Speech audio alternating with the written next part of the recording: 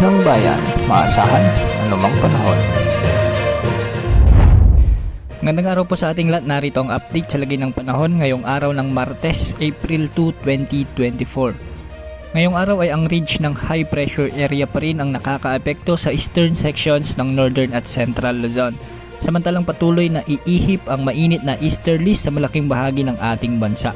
Ito ang magdadala ng maalinsangang panahon sa maraming lugar at magdadala rin ng maulap at minsay mahinang pag-ulan sa ilang bahagi ng ating kapuluan. Magiging maaliwalas at mainit na panahon ang inaasahan sa natitirang bahagi ng Luzon at may chance lamang ng mga localized thunderstorms lalo na pagsapit ng hapon at gabi. Sa kasalukuyan, maayos at mainit ang panahon na inaasahan sa Metro Manila at nalalabing bahagi ng bansa gaya ng Visayas at Mindanao. Posibleng may ilang mga kalat-kalat na mahinang mga pag-ulan lamang dahil sa mga localized thunderstorms o mahinang isolated rains. Kahapon umabot sa 9 na lugar sa bansa ang nakapagtala ng danger level na heat index. Pinakamataas na naitala sa Dagupan City, Pangasinan na umabot sa 45 degrees Celsius.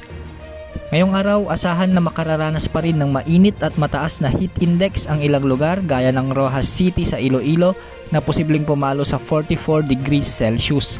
Posible namang umabot sa 43 degrees Celsius sa Dagupan City, Pangasinan, Apari, Cagayan, Aborlan, Palawan, Pili, Camarines Sur, Iloilo City at Dumangas, Iloilo. 42 degrees Celsius naman sa may Pasay City, Romblon, Catarman at Cotabato City.